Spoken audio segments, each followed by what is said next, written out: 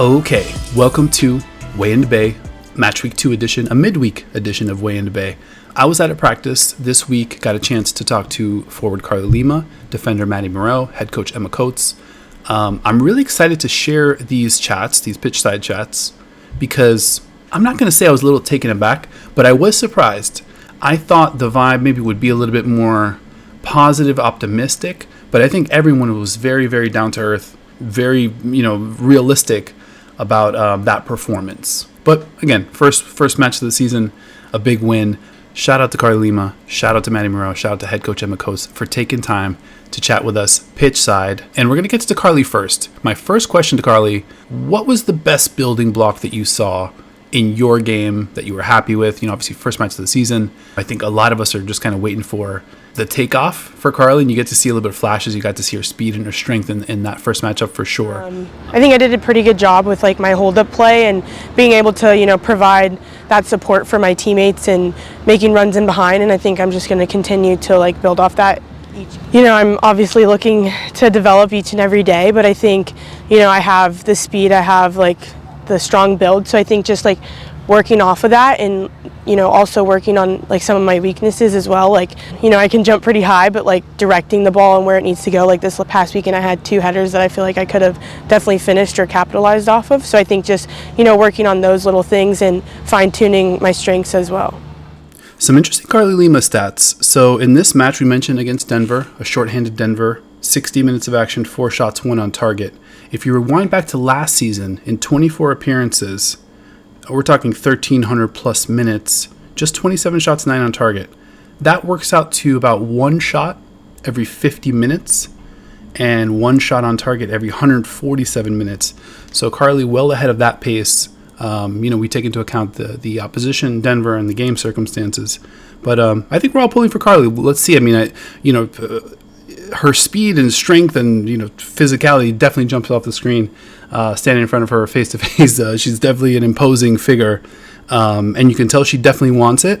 And I'm sure the Bay FC community as a whole, right there with her. The last thing I asked Karlie about, and this was interesting to me because again I mentioned up top, I probably had maybe too rosy an outlook, but I asked Karlie specifically about the connectivity between the midfield and the forward room.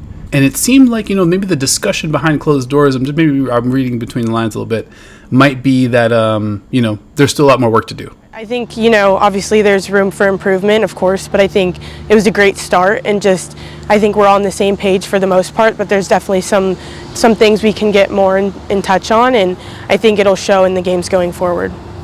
Next up, we hear from Bay FC head coach Emma Coates. Coach talks a lot about building identity, establishing identity. My first question to head coach Emma Coates was, what part of the identity building process did she feel was the most lacking after that week 1 performance? I wouldn't say we've got long. I think different games give you different problems and different challenges and different opportunities to see different things. And I think what the Denver game gave us a chance to see was, were we able to dominate the ball against a mid to low block, and we were able to create opportunities. And I think that's the pleasing thing. I think we're still developing connections and rhythm, particularly in the final third, and some of that comes with confidence as well. And from an out of possession point of view, that game was more around, we had the plan to start the game, not necessarily the plan changed, but the opportunity to see certain things and be challenged in certain areas changed, because obviously they had to adjust significantly. So I think that game we probably learned a lot around how we control transitions, and we know how important that is for this league.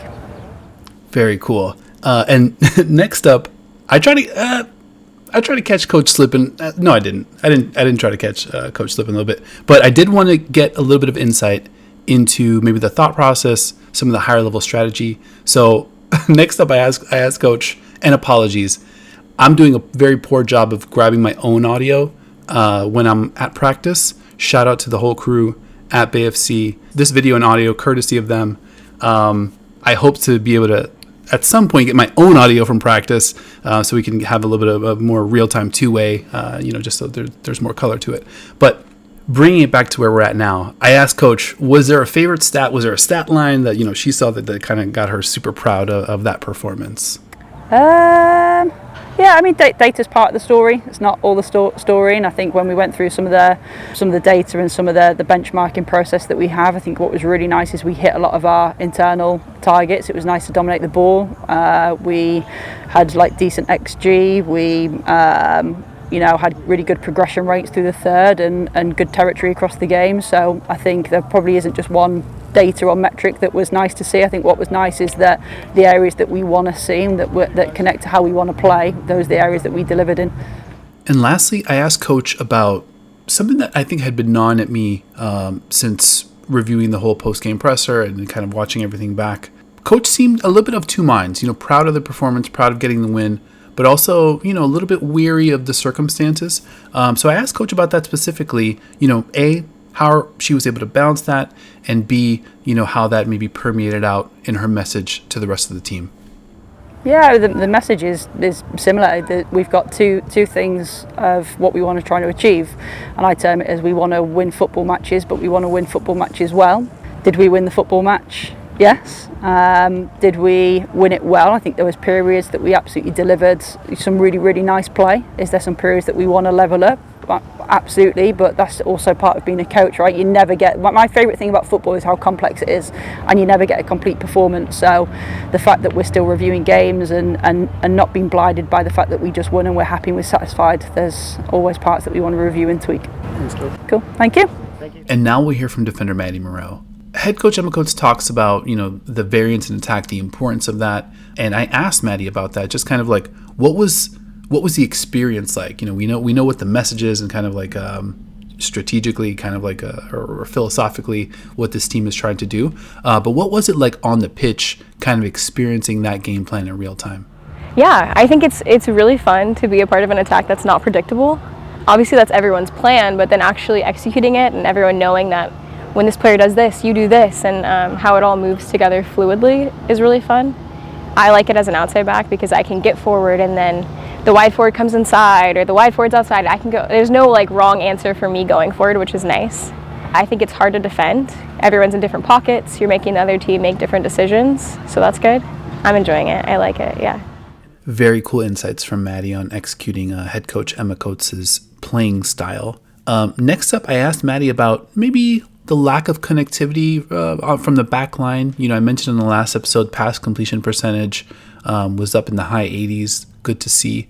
But there were some passes that looked a little dangerous and made me a little nervous. So I wanted to ask Maddie about that, how she felt the chemistry was coming along, just a week or two into the season.